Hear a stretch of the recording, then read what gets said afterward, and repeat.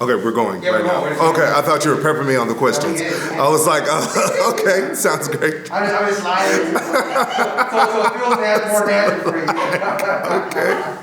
I was like, that's a great way to start. So for me, this plant-based journey it really is a lifestyle. I think it is really important to put health and well-being before everything else. And for me personally, diet really affected me in a lot of ways that I was completely unaware of. Growing up, I was allergic to everything imaginable. I mean, allergies all the time. As a youth, I had to take a shot once a week just to control my allergic reactions.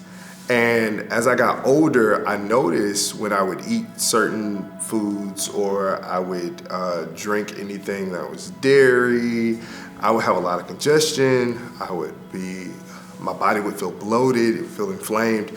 And I started experimenting by just limiting those parts of my diet. So limiting anything that had beef in it or anything that was dairy related, and my body started feeling better.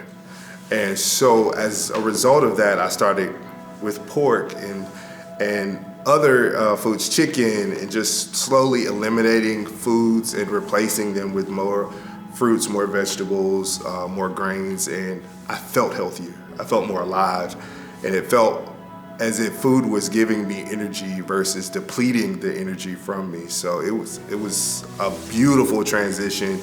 I think I'm glad that it happened. I wish it would have happened earlier in life, and I wouldn't have had to go through a lot of the challenges that I went through health-wise. But it's been a beautiful journey. I've had thoughts about, before I heard about you all, I had thoughts about trying a plant-based diet, and I just really didn't know exactly where to begin. I've been kind of just researching it a little bit, and then I found a Facebook post that said that you were all going to be at the Candy Room and we could come do tasting, and we had both talked about it, and so we agreed that we would come, and it was very good. We enjoyed the food. So when I started getting the emails and the text messages that you all were going to be having the dinners, I was telling my parents about it, and so we all came and got food and tasted, and it was delicious. And it really kind of helped me to start eating more vegetables, because I first really wasn't a big vegetable eater, but I've been enjoying it, and I like what it's been doing to my body. How I suffer with different, I can't think of the word I'm trying to say, the inflammation in my body. And so the plant-based foods, when I'm eating quite a bit of them, the vegetables, and I'm kind of taking some of the meat out of my diet, I'm noticing how my body feels a lot better. So the most amazing thing to me was my kids, them liking it. They're looking forward to us, getting the place, and I asked them, tell them whatever the menu is, and they put my order in. They were excited to get it as well. So that was really a plus to me. That, as well, we were enjoying it, and they were enjoying it as well. It really made me feel good to know that I was giving them, nutritious things that they should be eating, because we, when they were smaller, kind of gave them a lot of the McDonald's and the fast food things, but I felt so much better knowing that they will get better doctor's reports, having vegetables and more plant-based meals. And so we kind of started to incorporate definitely a lot more vegetables in our meals, because after introducing them to that and knowing that, they do kind of like this, it just encouraged me to, I don't know how to do the meals that you all do, but I would at least add some more vegetables and things to our meal, and they ate them, and that just really made me feel really good. Yeah, I grew up vegan in California. Growing up, we would make our own ketchup, we'd, make our own cheese. I mean, everything was just straight whole from the ground, from plants. And it was a great way to live, and going to college, I kind of strayed away a little bit, but I realized, man, that diet is actually the best way to keep you healthy, energetic, and just clear-minded. And so I've since gone back, to that diet, working out, exercising, and just doing my best to really keep my body as a temple of God. And I wanted to really share that information to people who may also want to have that same experience, And so it's really, for me, just a huge lifestyle from childhood, and a lifestyle that I'm trying to keep up now. Food, for the most part, You can get it quick and cheap here. That's pretty much the mantra as far as food is concerned. So being able to find high quality plant-based food is not as easy as other places, as like metro cities and areas of that nature. But the beautiful thing about it is that it is becoming more and more prevalent in Albany as people are becoming more aware and more knowledgeable of the variety of food choices that you have that are plant-based. So it's getting easier, and I think the more that we push the envelope, the more that we educate people, the more that we expose people to the goodness of vegan life and that lifestyle and that choice of eating, I think we'll see it expand even more. Yeah, no, I think, some of the stats show that while we live here in the South, and there's so many different churches, and I'm a pastor, and so there's a lot of people who are very religious here in this area. While it's maybe considered the Bible Belt, it's also considered the stroke belt and the diabetes belt. You see a lot of bad health and bad diet here, and so it's not just one story that I can pinpoint. But it's a conglomerate of just meeting different people and seeing people in various situations whether it was people saying I have high sugar and I don't know what to do, and just really saying here, there needs to be a way for us to, in a larger sense, give you a solution that can be lasting. One of the stories that we talk about, and one that happened to me personally, was, there was a young boy who came to me, and he was at a gas station. He said he was hungry, and I wanted to give him some food. There was really no places to go to get food in the area, and realizing I was in a food desert, the only place I could look for was that gas station and that corner store, and all that was there was processed foods that was unhealthy, and I just felt terrible. I bought him something, but I felt terrible having to really give him that, and so I thought, man, I wish there was something that he could have had that could really help him.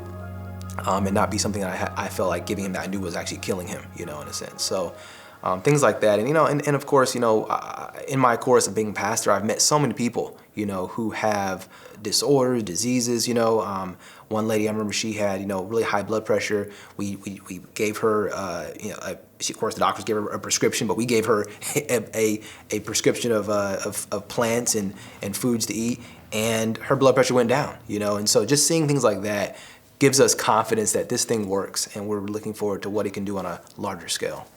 It actually benefits our mind because we were able to focus more.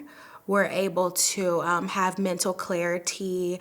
We're able to function in a more proficient and precise way.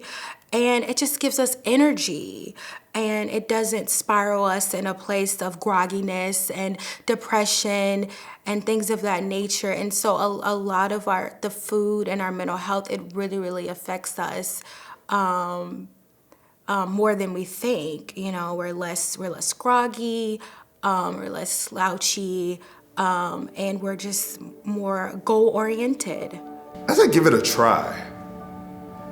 When I first transitioned to introducing plant-based into my diet, the selections weren't as tasty, they weren't as appealing, they weren't as appetizing, but today you can pretty much make anything you want plant-based. I mean, from burgers to hot dogs to pretty much anything you want, you can make it taste good and be good for you. So I would just say give it a try. Don't knock it before you try it. Well, actually, I'm the visionary of Good Life Flow, but it would be nothing without Pastor Joshua Nelson and Amna Faruqi. They are my left and my right hand, and they actually are the momentum in getting this dream to come true and come present into the world.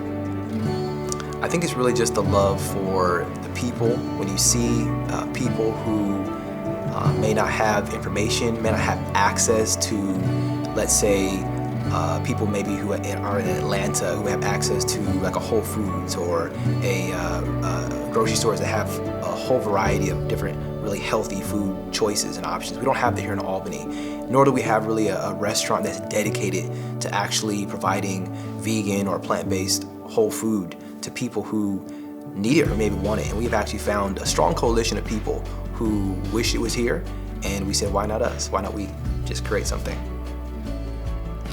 Oh yes, we absolutely adore our Good Lifers. Without our Good Lifers, we would be nothing. We thank our Good Lifers for the recipes, the suggestions, the constant support. Good Lifers, that's who stems us. We thank you from the bottom of our heart for what you have and what you will do. We are gracious for you. And we just love the Good Life community. Also, Good Life Flow, we're a nonprofit organization. And so we operate off of donations. And so when we have our meals, we have set prices, and you can either pay for that set price, or you can pay more if you would like, or if you just simply can't afford it, then you can pay less, or we give our food away. We even have a pay it forward program where our Good Lifers pay for other people's meals in the community. And so we just absolutely adore Albany, the Good Life City, and we just thank you for rocking with us, rocking with the Good Life movement, and we're just waiting and thanking God, and just seeing what God is gonna do for us going forth as we launch into the future. I think the how is going to take partnerships. It's going to take people who are truly being able to envision and see what we see, and partner with us to make this a reality, whether it be through community gardens, through education, through developing the plant-based food bus we want to have. There's a way that we can do this together, and it can happen. We can actually create a community that is not hungry and is not food insecure.